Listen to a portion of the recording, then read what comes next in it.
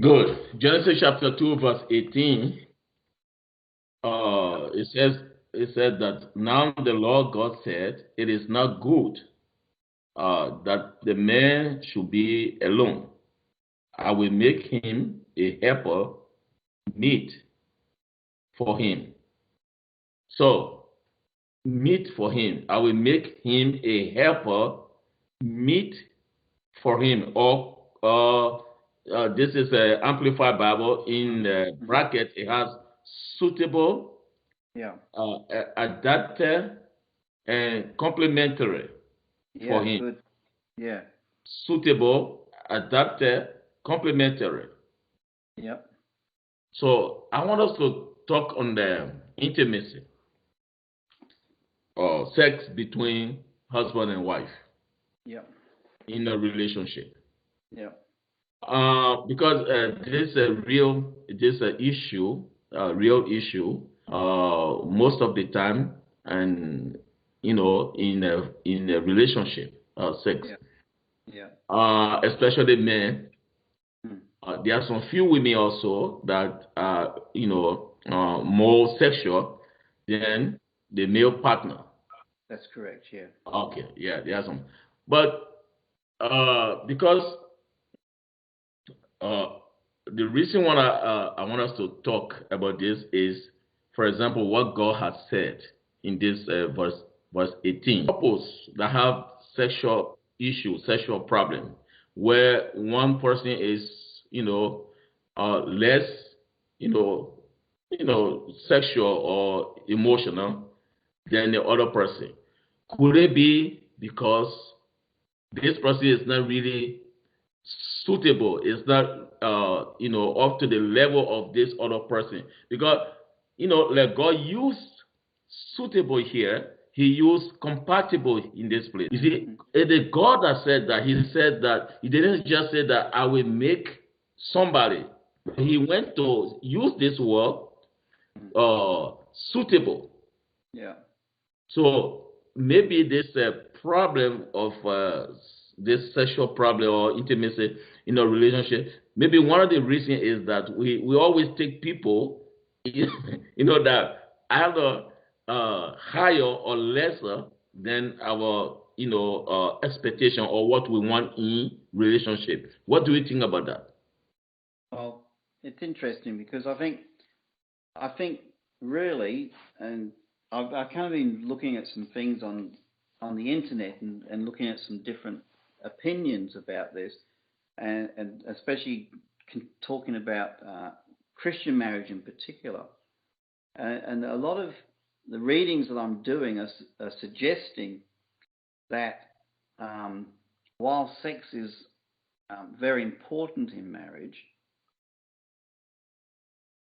it, if it's the only thing that holds your marriage together, then you're not in a good marriage. If we make sex the only thing that's important about marriage, then we're actually missing what marriage is all about, because marriage is not just about sex. Now, that is difficult for a man to cope with and understand, because most men think marriage is all about sex. Is that true? Yeah. I mean, that's why I got married. I mean, as a Christian, you can't have sex unless you're married, Yeah. correct? Yes. So I wanted sex, so I Yeah. got married. Okay, that's basic, Yeah. all right? Yeah. But if we make sex the most important priority of what our marriage is, then we are actually doing ourselves a disservice, because marriage is a much greater thing than just sex. See, we make sex so much bigger than it really is. In movies, in Hollywood, in pornography, sex is always incredible, right? Mm-hmm. Like, especially with pornographic stuff, like the woman always has an orgasm. The men always have sex for 2 hours. Everything's incredible. But that's not what sex is. And when you've been married many years, you realise that sex comes in many types and ways and shades. And it's not all like they give you in Hollywood movies. Mm-hmm. But if we make in our minds that that's the most important thing about marriage is sex, no, it's not the most important thing. You see, God didn't say to Adam, oh, well, Adam, you can't have sex, so I'll make a wife for you so you can have sex with. God didn't just do that. God said, Adam, you are alone. You have no companionship. You have no one to help you, no one to communicate with, no one to love, no one to love you. It's much more broader than just sex. If marriage is just about sex, then as soon as you don't have sex, you don't have marriage, do you?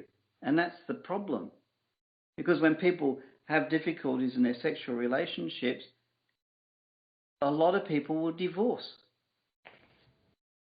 A lot of people will say, I'm not going to stay with you in this marriage because you won't have sex with me anymore. I'm out of here. I'm going to find someone else who will. Easy. We can't make sex the pinnacle of our marriage. Our marriage has got to be more than that. Woman wasn't just made for sex. That'd be a terrible thing to think that God just made a woman just for that. It's much bigger than that.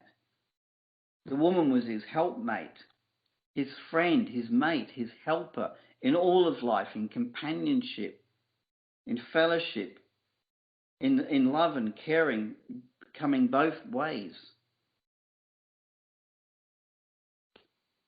We find through marriage that in our marriage life, our sex life will go through a journey when there is, a lot, not so much, none. It varies as we go through our marriage, through the childbearing years and health issues years and all sorts of things. As we progress through our marriage, your sex life doesn't remain constant at the same. It has its ups and downs, its peaks and its and things like that.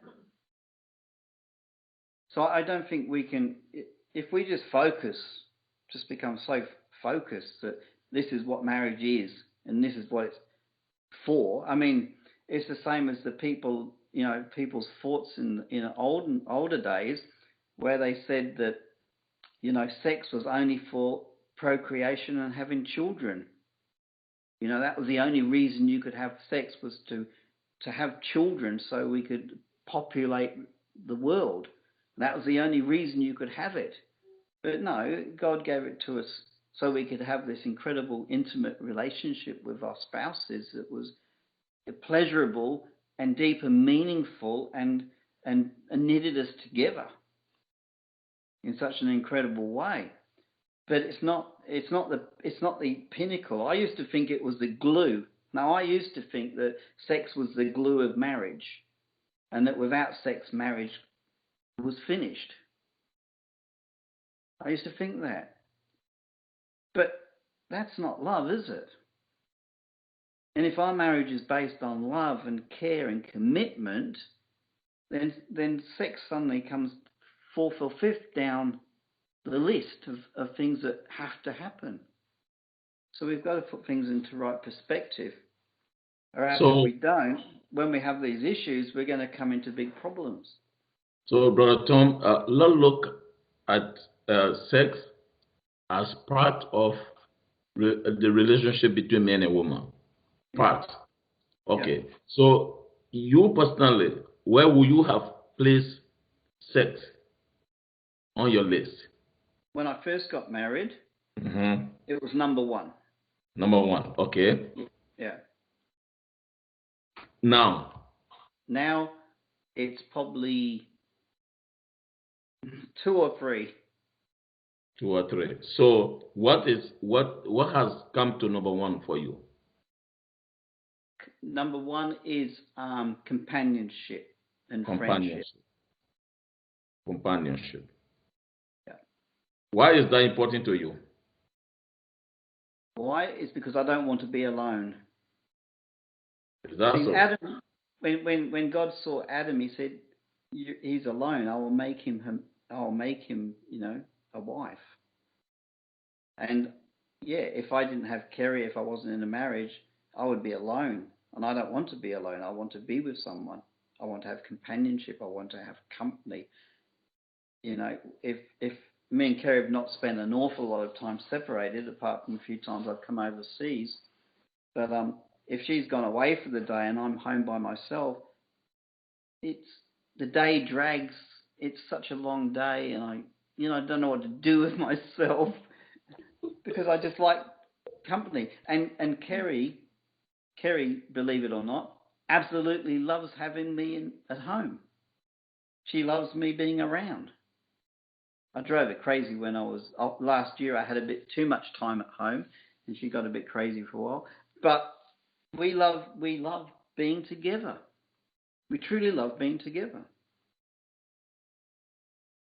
Okay. Number 2 on your list, what would that be? Okay, so I think the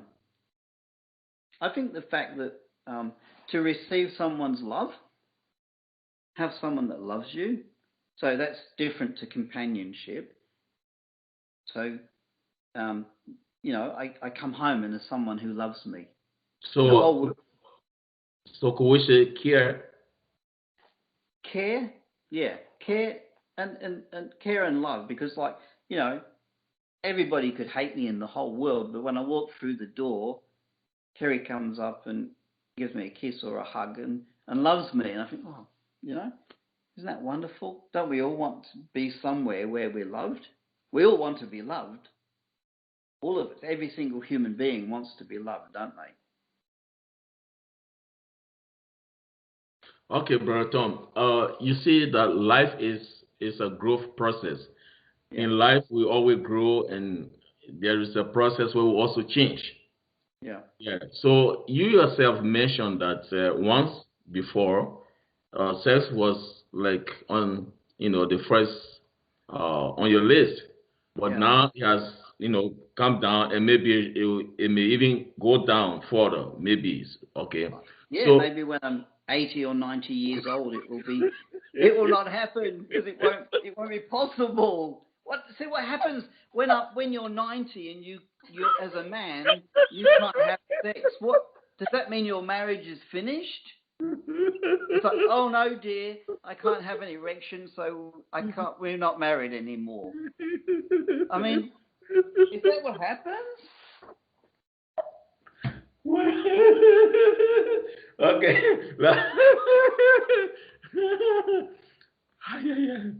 Okay. Let's try to help people who still have sex at number 1. Okay? Who's so and there's conflict because of that. Maybe because the men he stay in for sex, more, and the wife. So what can we say to help such couples? What do you think? Well, I think that in that situation, there's got to be some kind of compromise. Okay, Mm-hmm. I think the man has got to be less demanding, and the woman has to be more encouraging. There has to be a compromise. Both partners and parties have to realize that they need to do something to help the other person. So the woman needs to give a bit more, and the man needs to demand a bit less. And that comes back to self-control, doesn't it? Mm-hmm. See, if you have to have sex with your wife every night, and you absolutely have to, and she refuses, and you get all mad, you're just driven by lust. Mm-hmm. I mean, we were all young, and we all entered into marriage, and we all had our honeymoon periods where obviously sex was going all the time. Whenever. That's just normal hormones and normal youth and vitality, you know. And obviously through your life of marriage, it will change and go up and down. But you know, when you come to that situation where where a man wants more and a woman wants less, then both parties have to compromise, you know. And then when both parties don't compromise, that's when you have real issues. And then that's when you come back to this commitment, and love is tested. That's when it's tested. That's when you actually have to realize, I said I loved you. And now this situation is not what I want. So am I going to still love you, or am I going to walk out the door? There's a test. But we need compromise. We do need compromise. And it's difficult. It's a very difficult thing. So, Brother Tom, we need compromise, self-control, and I think I want to add understanding also. Understanding. Yeah. Because one of them, or they should try to understand each other. For Absolutely. example, Yeah. I mean, I think sometimes women don't realize that men, it's a big deal for men. It's a big deal for their self-esteem and how they feel about themselves and how they cope with problems. It's a big thing for them. It's a good thing for them. Yeah. And I think sometimes women just think, oh, they're just dirty sex mad, you know? And they don't see, no, this is a beautiful thing that you're doing for your husband, and you're helping him so much, and you're blessing him so much and strengthening him. Like, if a woman gives her man good sex, regular sex, Yeah. he can fight the world. Yeah. But if he's not getting sex, he's demoralized, he's angry, he's frustrated, Yes. He's got low self-esteem, he thinks he's not good enough. I mean, listen, truly, when it comes down to it, not only does man want to have sex, man also wants to make his wife aroused and completed. He has this desire, not only for him to enjoy himself, but a deep-seated desire that his wife enjoys. And you know, when you have sex when the wife doesn't enjoy it and the man does, even that is not good sex. It's physical sex to a point of sexual release, but emotionally it doesn't meet the need, because a man will still feel, I'm not good enough, I can't get my wife turned on, you know, she can't enjoy it, it's my fault. You know, it's a very deep thing, and I think if the women could realize that and see that point of view, and then if men could understand how women feel about the whole situation, I think better understanding would then help come to a compromise in that situation. That's what I would believe and look for, a compromise. Okay, Brother Tom, still talking about, I think these three words that we use here, compromise, self-control, and understanding, I think they are very important when it comes to this sexual thing, because sexual drive is not only from the side of the man. Sometimes you have women that are more, Yeah, the same as men. Yes, they want it more. Yeah. Yes. So, what can we tell the man that has a wife, that is, strong sexually, Yeah. and he is like, you leave me and just so. I mean, what can we say to such couple? Well, I guess the same discussion that we're having is where the man needs to start to understand how a benefit it is for his wife to have sex, and how she feels and how it makes her feel, to encourage him that, you know, if it's a sacrifice to him, to make the sacrifice. But you see, I guess also in that situation, there could be reasons why a man is incapable there could be some medical reasons that he's not able to.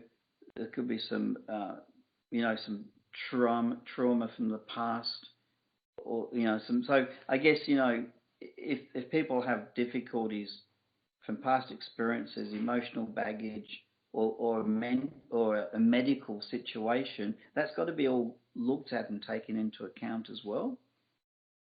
So if a man has a medical condition where he's not able to have sex, then the woman has got to look at that and consider that and see what they can do to work through that situation. Yes, it's the problem.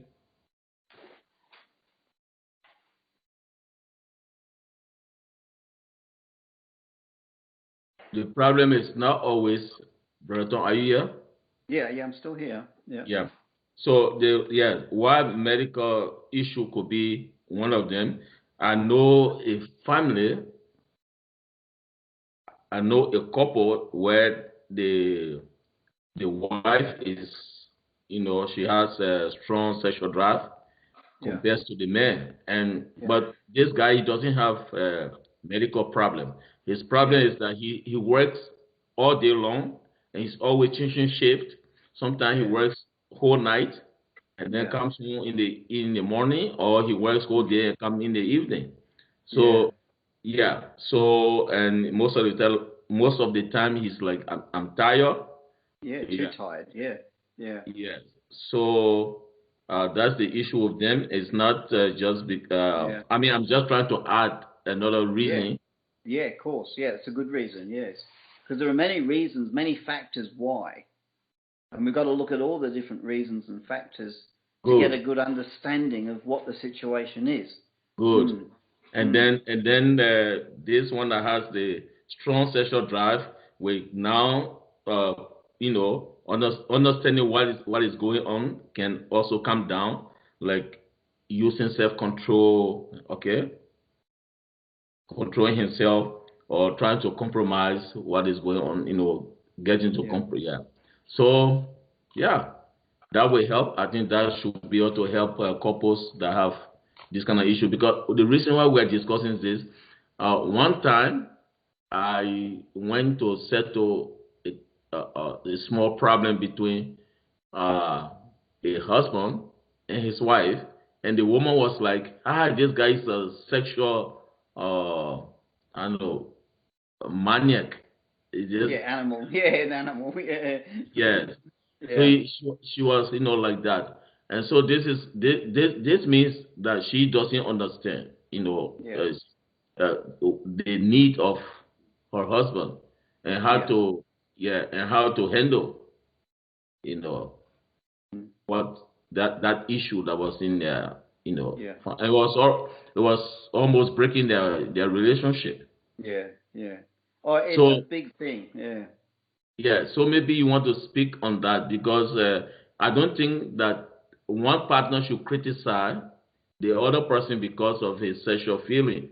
So what can you say about that? Instead of criticizing, I mean, what this partner needs to do? Well, I think. Or getting into angry. I'm angry at you because you always come around with, I mean, this whole topic we're talking about is probably, it's right up there with some of the major problems that face marriage and what people face in marriage. It seems to be nearly one of the biggest issues that people have in marriage. I mean, there is money problems and other health issues and other things like that will also put stress on the marriage. But certainly this topic is quite a big number one thing for marriage breakups. I don't think we have enough discussion about it. I don't think the subject is talked enough about. So I don't think people have a good understanding of men and women. I don't think we truly understand each other and our needs. So there needs to be more open discussion. People need to be able to discuss more openly to get to learn and understand why people are certain ways. And I mean, it's funny, but while we talk about Adam and Eve and how God made Eve to be this completer of man, or Adam, completer of Adam and a helpmate for Adam, I've actually found through my experiences that men and women are not compatible. As a man and a woman living together, we are not compatible because we're so different. I'm totally different to Carey. She's totally different to me. You're different to your wife. Even in personality, our feelings, our whole outlook on life can be. We are more incompatible with our partners than compatible. But out of that incompatibility, because they're opposites, then they fit together and become complete together. But it is a mystery, because you look at it and you think, man, the difficulties between male and female, there's lots of problems. Having a male and a female living together, in marriage, it's complex, because we're not like totally compatible. But if we were totally compatible and exactly the same as each other, how boring would that be too? How boring. Notice when people marry people, they always marry somebody different to themselves. I'm an extrovert, Carey's an introvert. We're different in nature, so the two of us together make one. Separate, we're left and right. Together, we're one. And so there is an incompatibility within male and female, and with marriage. It's a constant struggle to work through these situations. And I don't think the whole issue on sexuality, I don't think it's discussed enough, and I don't think that we are perhaps honest enough about it. And I think sometimes we selfishly go into marriage, as we mostly do, with a preconception of what it should be like. And then when that realization isn't realized, then we get into sort of resentment and bitterness and anger and frustration. And let's face it, if a man doesn't have regular sex, he's going to get grumpy. Yes. It happens. He can't help himself. He's just going to be a grumpy old person, Yes. You know what I mean? It's just going to happen, because that's a byproduct of man, And sometimes, the women perhaps need to understand it at times, but we also need to understand them. Man, look, as a man, you could have sex anytime, anywhere. Isn't it true? Yeah, it's true. But for a woman, it's got to be the right time, in the right place, with the right atmosphere. With the lights off or the lights on, or so many things come into play for the emotions of a woman that never enter into the man's mind. If a man's ready, he's ready. Yes. It could be anywhere. It could be in a barn down the road, or on the moon. It doesn't matter. Yes. For a woman, it's totally different. Absolutely different. And so I think we perhaps don't appreciate our differences, don't understand our differences, and then because of that, we haven't learnt how to be good at having sex, basically. And because of that, there's a lot of miscommunication. Wow. And a lot of difficulties. But it is a huge issue, isn't it? It's a huge issue. Yeah. It's a big issue. Wow.